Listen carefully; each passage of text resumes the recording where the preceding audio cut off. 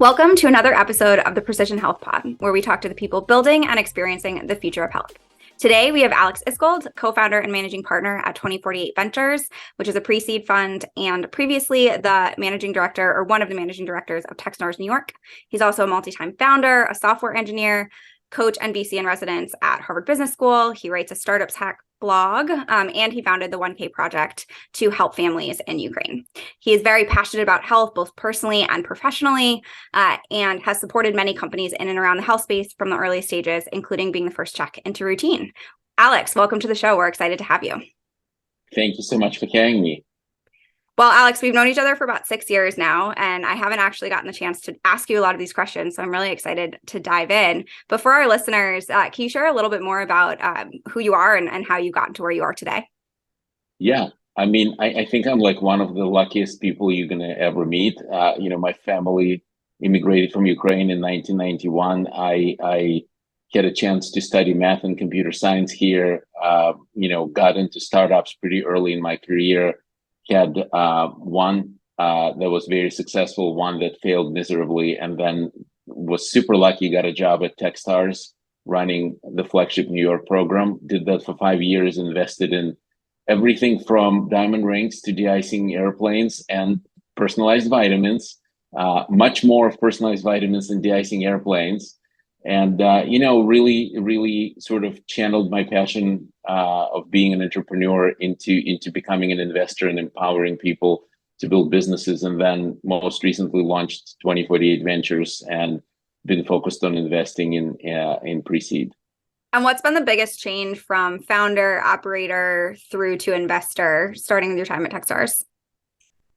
I mean, there are things that I really miss. So like, I'm not really a VC.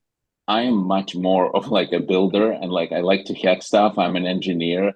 And so the reason I calculated that I should be an investor is just because I'm just able to make so much more impact in the world.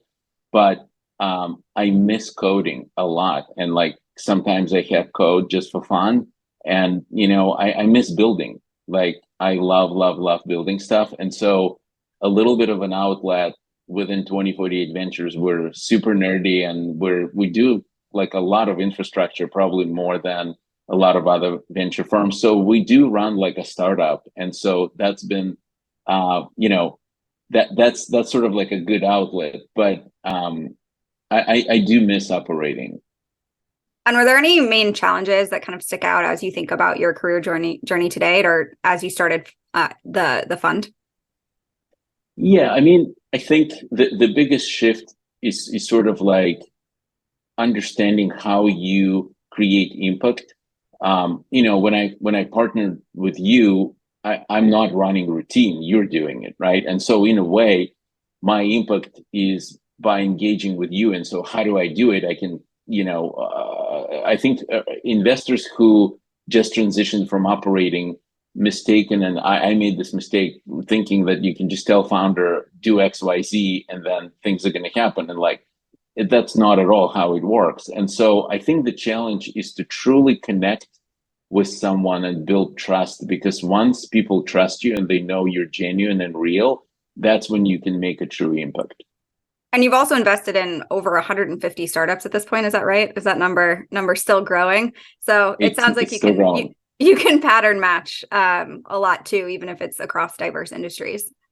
You pattern match, but what's interesting and I think wonderful is just like every human is different, every startup is different. And how like genes and people work together, like basically patterns are the genes, but everybody is different. And so the same thing with startups. So as much as you pattern match, you really need to personalize. And that's always been my approach.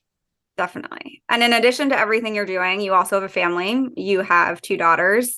Three. I got 3. 3 daughters. Apologies. I don't know how I missed that. But yeah, so you have a family, you're doing all of these things, you're investing, you have a blog, you're a VC in residence at HBS.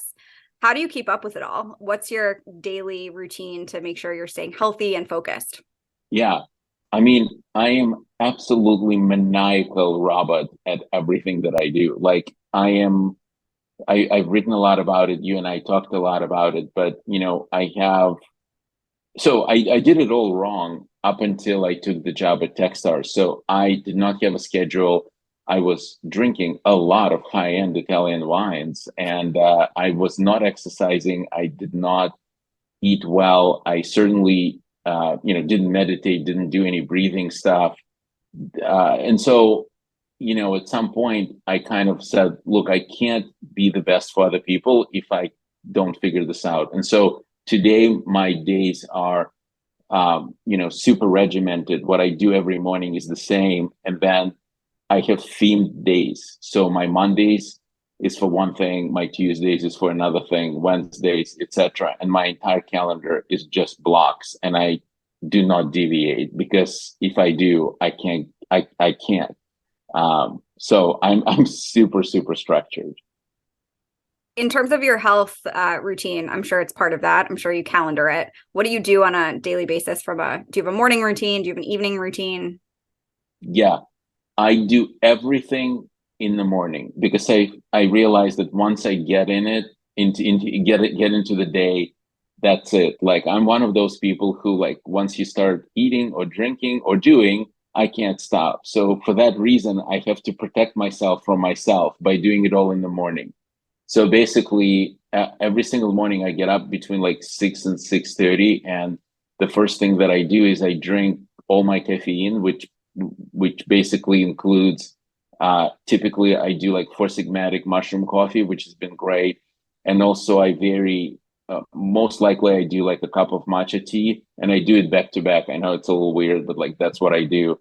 Or I do like some other tea. I also take my morning supplements, and then I spend probably 20 minutes or so doing Duolingo. So I've been learning Italian for 665 days. I'm very committed to it, and I do really think that kind of starting the day by doing something for myself and learning a language is really cool. Then I go on my morning walk, which is typically 30 minutes, and that's most typically I don't listen to anything, but I just think. This is my kind of thinking and focus time, trying to think either big picture or thinking about a deal we're working on, or something related to the firm. But this is my thinking time, and it's the same route every single day. Most days I also have to drive my kid to school, and then right after that I exercise. And so I do it for probably like an hour, and it's a mix between doing a bike or rowing or yoga or weights. And then after that, I spend 10 minutes meditating. So that is my like morning regimen, and I do not compromise. Then I pop into the shower. I'm trying to learn how to take cold showers. And then after that, I dive into the day, and then, it kind of like really go back to back to back to back. But I don't deviate from my morning routine, even if I'm traveling, no matter what. I just stick with it. How did you approach figuring that out? Obviously, you've got this very long regimented routine. It really works for you. But where did you start?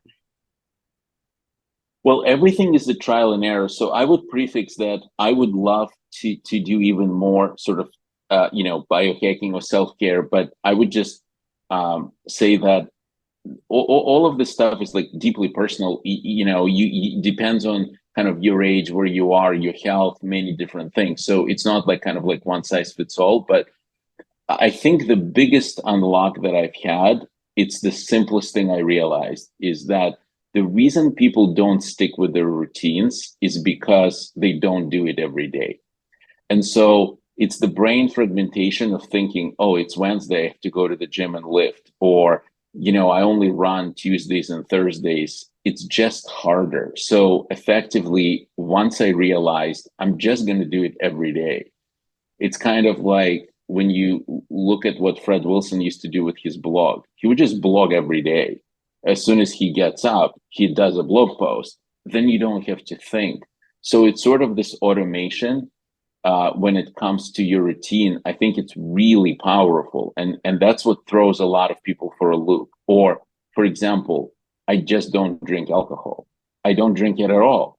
I just don't eat meat. Like, I don't eat red meat or pork. I just don't. And so when you kind of make these decisions of either never or always, it just becomes so much easier.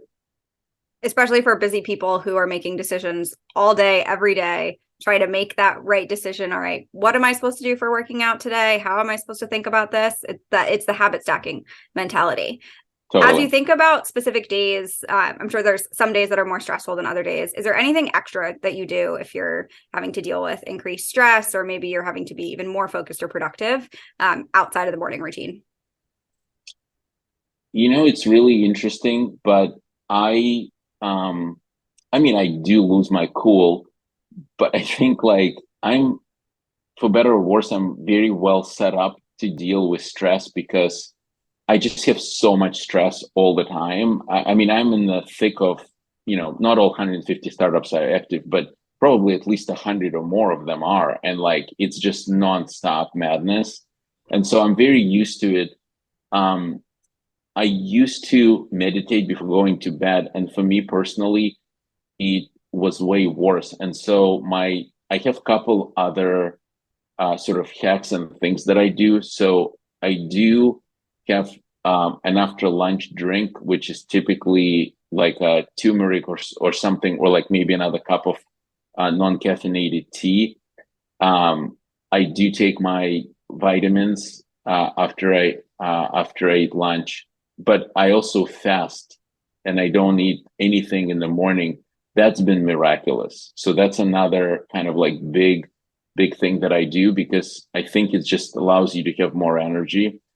But I have the stupidest sleep hack, which is when I feel like I may have trouble falling asleep, I would pop in my AirPods and put on Apple Sleep Music. It's truly the worst elevator music you've ever heard, and you get knocked out in like 5 minutes. I also love my 8 sleep. Although sometimes I kind of feel like it makes me wake up, but I haven't fully validated that, so I'm still trying to kind of like figure that out. But yeah, like I mean, I think um putting on that lame music really knocks you out, even if you're like super stressed, because like you just can't think. It's so absurdly bad. You just kind of fall asleep. One I haven't heard before, but definitely something I feel like is really easy for a lot of people to try, especially if you're someone who has those moments of trouble falling asleep. Is there anything, whether it's tools, devices, products, habits that you've tried that just haven't worked for you? Um, well, I really didn't like Whoop. That was one device I just could not love. Um, I do love my Aura Ring. I like my Apple Watch. Um, and then 8 sleep. I do think it's helpful. I also, as of 2 years ago, I started using sleep mask, and it is kind of weird because like people around you, they're like, "What is going on?"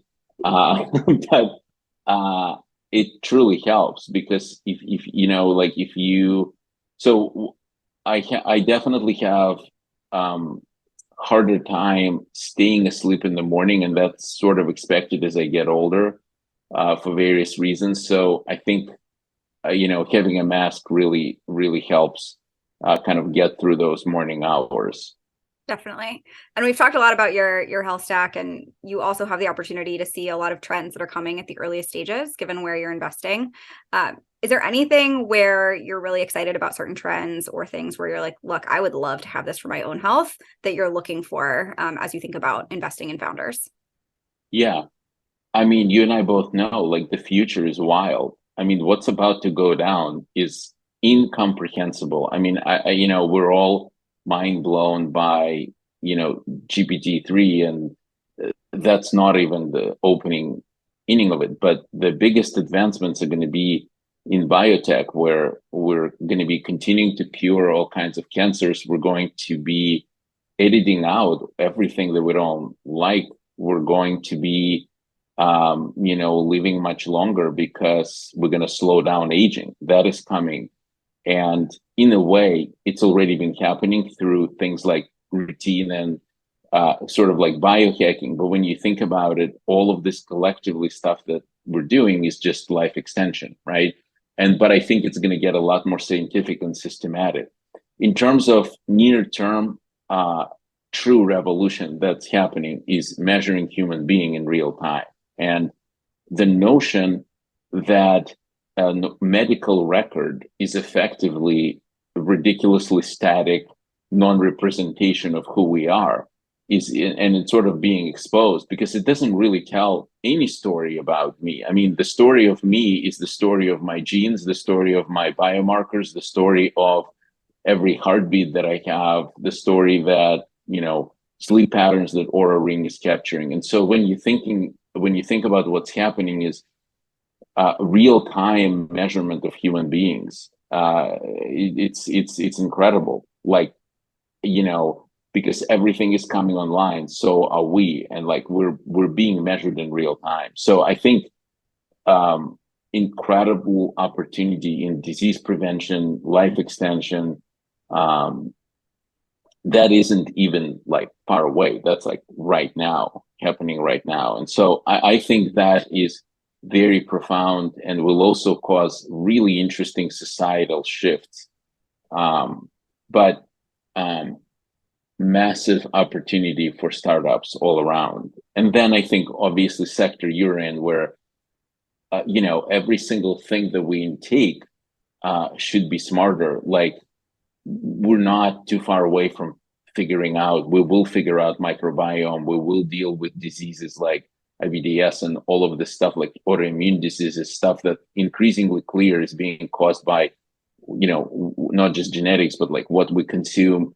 So all of that is going to cause basically precision medicine is going to turn into precision food, like what I eat, what I should be eating. Like if you think about continuous glucose monitoring, it's kind of onset of that, but bioengineered foods, all of that is like coming our way. So we're gonna be much, much healthier in the future, like starting now, and it's only gonna improve. Yeah, the scale of and the amount of inputs that we can get from our consumer health data is just astronomically.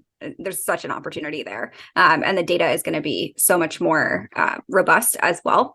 And you mentioned GPT, but how are you thinking about how AI plays a role in all of this? And is there any kind of downsides as we think about putting data to work and taking humans a little bit further out of the equation? Well, truthfully and somewhat embarrassingly, I continue to be stunned because I don't fully, I think I have a pretty big brain and I can comprehend a lot of things, but this change it's truly stunning and it's a little bit incomprehensible. So we're still trying to wrap our brains, from the investment perspective, like what things are going to look like. But I have a few mental models that I can share. I think until now, we truly did not have human in the loop. We had AI in the loop. Going forward, we will actually have human in the loop, meaning AI will do most of the work and then humans will check it. That's a massive tectonic shift. So that means displacement of existing workflows, massive changes. I think that realistically, the impact on biotech is going to be immense because effectively, in the past decade, we've raced to reduce clunky wetware problems to faster computable software problems. And so now with these kind of AI capabilities, we will be able to unlock so much more, so much faster. And to your point, we're now getting all of this data in real time and we're getting so much more data. So combination of that incredible computationally powerful AI combined with a lot of data is going to yield truly like transformative breakthroughs. So we'll be able to develop drugs, understand diseases so much faster. In terms of just like personal analysis and personal assistance, it's kind of no brainer. It's coming. So you're going to have an AI replica of you that is going to be helping you with whatever you want. And obviously we'll also have a fully personalized health assistant that is going to monitor all your vitals ongoing and will be way, way, way smarter than current doctors and will be a lot more helpful, I think. And I also think a lot of this has the power to massively reduce healthcare spend and improve population health at large, because a lot of what we're talking about also will make things less expensive versus more expensive, which is the trend that we've been seeing for decades at this point. And as you think about, provided we can like not mess it up with legislation, because we all know that our government isn't the brightest pea in the pod. Whenever it comes to any tech, they're like kind of running like deer without like in a headlight. So hopefully good decisions will be made. yeah, and making sure that we're getting the right data, the models are being trained correctly. There are those human check elements and moving the needle forward. But I do think that is a large part of what future of health looks like. And as you think about kind of founders that are thinking through these big problems, the earliest stages, what advice would you have for them as they kind of think about how and what to build? I've been thinking a lot about this, and it's kind of interesting. There is a concept that VCs have, which is they use this phrase that something is backwards looking, and what that actually means is that when you're proposing a solution that isn't what the future is going to look like, and I think advancements in AI are going to cause this phrase to be used a lot more. And I've been thinking about it a lot more. So I would get pitched by a startup, and then I would think, wait, but the way that the world is going and where AI is going, this is yesterday where. So you effectively, when you identify a problem today, I wrote a blog post about it. The question of why now is a trick question. When founders explain why now, that's too late. Investors really mean why 7 years from now. So the point is, when you're inventing something today, it has to be intelligent and world dominating, not today, but 7 years from now. That's really hard, but you can kind of need to have a gut feel for where the world is going. Definitely. And as you think about what we just talked about in health, there's data inputs. So we still need to be getting data from somewhere. Humans need to consent, do things, go places to do that. They also need to follow behavior change. And they need to do some sort of they need to consume products, food, supplements, other types of health they need to move. So thinking about how whatever solutions you're solving, how you use technology in an innovative way to get to those root problems and just solving it in a different manner is something really interesting to think about. And then as you think about on the other side of what you've done on the VC side, for any of our listeners that might want to get into investing, what advice do you have for them and how should they think about the world or looking at the world, developing a thesis?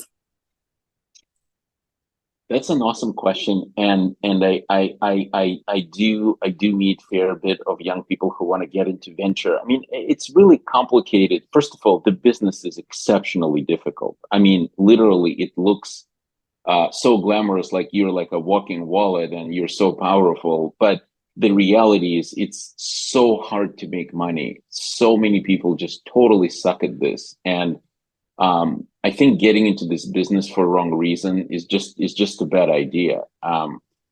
So I think my advice is make sure this is your passion. Make sure you know why you want to do it. And I think the litmus test is: are you truly obsessed about this? Like, do you think about startups? Do you, whatever little money you have, like, are you starting to angel invest? Are you developing a lens and the thesis? Like, can you truly articulate it? That's kind of one piece on the entry. The second piece is truly thinking through, like, what would be your career in venture? Because a lot of times you may get into venture in the junior role, but how will you progress? Like, how can you become a partner? Being a partner in the fund requires massive amounts of capital committed. Like, how is that going to happen? And then do you just want to be working for somebody else building their brand, or do you want to one day be a founder of your own fund? I mean, these are like really complex questions. In general, you have to like really study and understand and talk to a lot of VCs to really understand kind of like what that career path, so to speak, looks like. My opinion continues to be that the best path to venture is through being a founder, not necessarily just popping out of business school into venture. I think that's much, much harder. So my advice is to be a founder, crush it, make a lot of money, then go invest in other founders. Yeah, I mean, it definitely sounds like it's a similar, different sides to the same coin, similar problems, similar challenges. As a founder, you might say, hey, I want to be a VC with the person with the money. And as a VC, you might say, hey, I actually want to be the person building, which it sounds like you said a little bit at the beginning, but making sure you have that clear why and having a greater mission than just, hey, I want to come and make money easily and give money to other people is really not something that is based in Not what's reality. happening. Yeah. Not at all. And as you kind of think about your own future, what's next for 2048? What's next for you?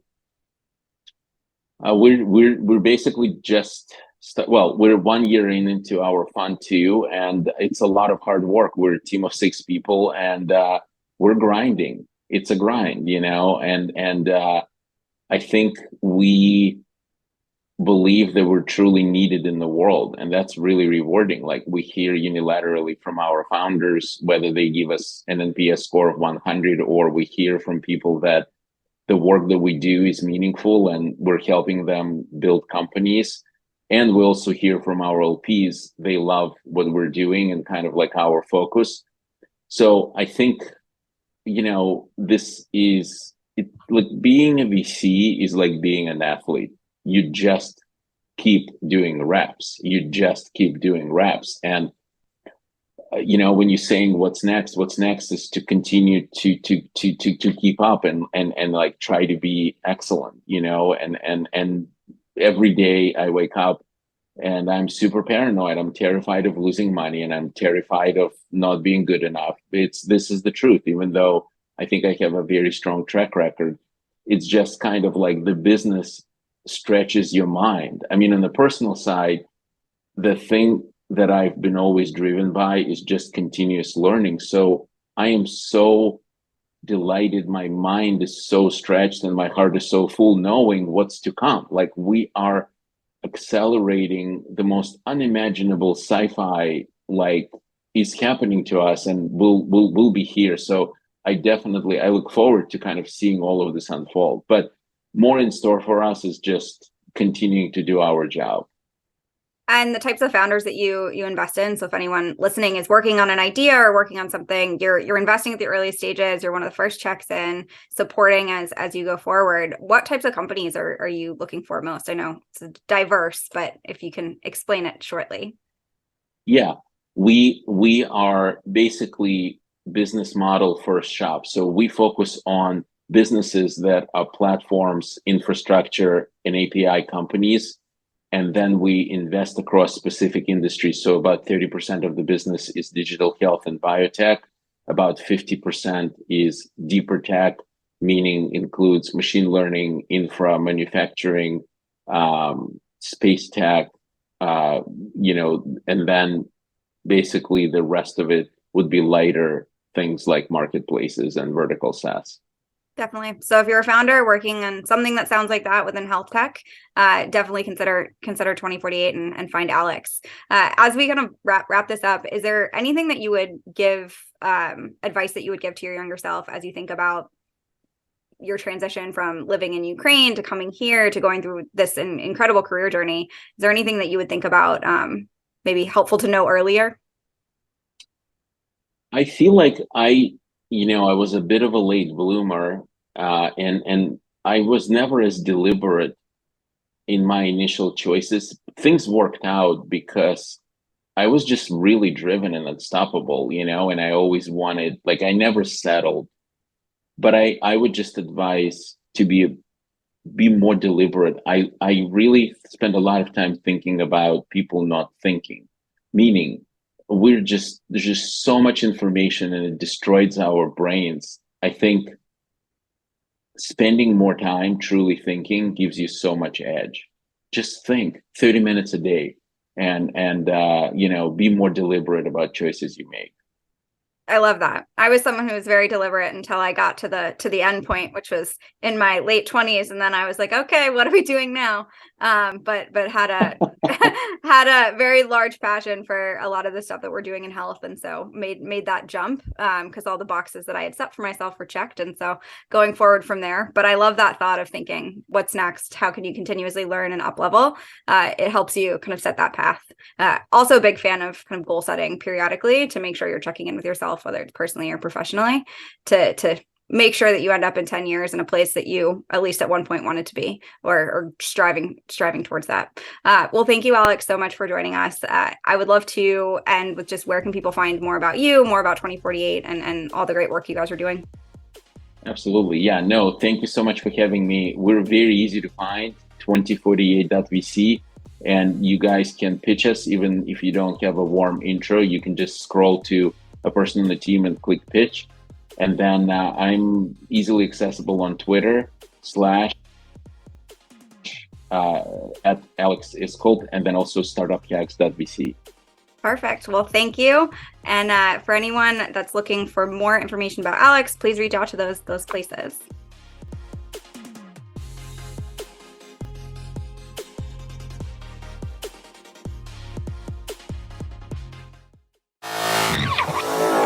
Madden and Mitchell Media.